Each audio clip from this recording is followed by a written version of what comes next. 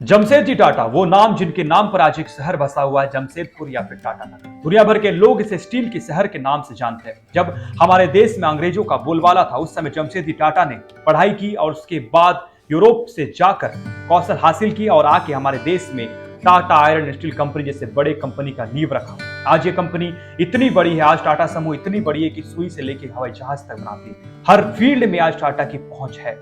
लेकिन सिर्फ टाटा बिजनेस के लिए नहीं काम करती, सिर्फ प्रॉफिट के लिए नहीं काम करती है। टाटा को लोग भरोसा करते हैं। लोगों की दिलों को छूने की काम टाटा स्टील ने किया है। आज जमशेद जी का जन्मदिन है। आज उनके पुण्य तिथि पर उनके इतिहास के बारे में जानने की कोशिश करते हैं। तो चलिए वीडियो को शुरू करते हैं। तो नमस्कार दोस्तों, मेरा नाम है दशरथ प्रधान और आप देखना शुरू कर चुके हैं छोटा फुल लाइव। वीडियो शुरू करने से पहले आपको बता दें कि चैनल को सब्सक्राइब कीजिएगा, वीडियोस को लाइक कीजिएगा, शेयर जरूर कीजिएगा।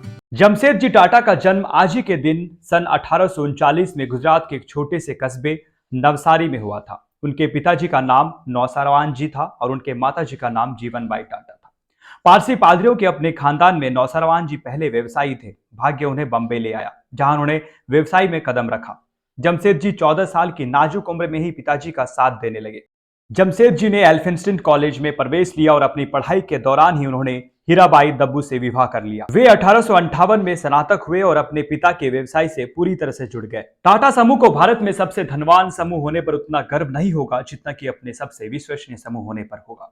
2011 में इक्विटी मीटर के एक सर्वे में 61% लोगों ने टाटा को सबसे विश्वसनीय कंपनी घोषित किया। बहुत दुर्लभ बात है ये कि कोई समूह सबसे धनवान भी हो और विश्वसनीय भी, लेकिन ये तो टाटा की पहचान है, उसकी साख है और टाटा ब्रांड का जादू है। भारतीय औद्योगिक क्षेत्र में जमशेद जी का योग असाधारण महत्व रखता है। इन्होंने भारतीय औद्योगिक विकास का मार्ग ऐसे समय में प्रशस्त किया जब उस दिशा में केवल यूरोपीय विशेषता अंग्रेजी कुशल समझे जाते थे। इंग्लैंड की प्रथम यात्रा से लौटकर इन्होंने चिंचपोकली के एक तेल मिल को कताई बुनाई मिल में परिवर्तित कर औद्योगिक जीवन का सूत्रपात किया, किंतु अपनी इस सफलता से उन्हें पूर्ण संतोष ना मिला। पुनः इंग्लैंड की यात्रा की, वहां लंकाशायर के से एक बारीक वस्त्र की उत्पादन विधि और उसके लिए उपयुक्त जलवायु का अध्ययन किया। इसके लिए उन्होंने नागपुर को चुना और वहां वातानुकूलित सूत मिल की स्थापना की। इस तरह लंकाशायर का जलवायु कृत्रिम साधनों से नागपुर की मिलों में उपस्थित कर दिया। औद्योगिक विकास कार्यों में जमशेद जी यही नहीं रुके। देश के सफल औद्योगिकरण के लिए उन्होंने इस्पात कारखानों की स्थापना की, महत्वपूर्ण योजनाएं बनाई, ऐसे स्थानों की खोज की जहां लोहे की खदान के साथ साथ कोयला और पानी सुविधा प्राप्त हो सके। अंततः अपने बिहार के जंगलों में सिंहभूम जिले के वो स्थान खोज निकाला।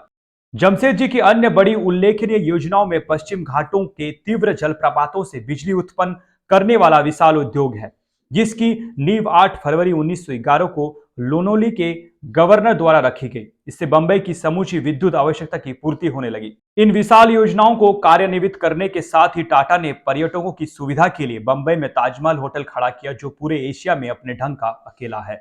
सफल औद्योगिक और व्यापारी होने के अतिरिक्त सर जमशेद जी उदारचित्त के व्यक्ति थे। वे औद्योगिक क्रांति के अभिशाप से परिचित थे और उससे कुपरिणामों से उनके देशवासियों विशिष्ट मिल मजदूरों को बचाना चाहते थे। इसी उद्देश्य से उन्होंने मिलों की चारदीवारी के बाहर उनके लिए पुस्तकालयों, उद्यानों आदि की व्यवस्था के साथ साथ दवा आदि का सुविधा भी उन्होंने प्रदान की।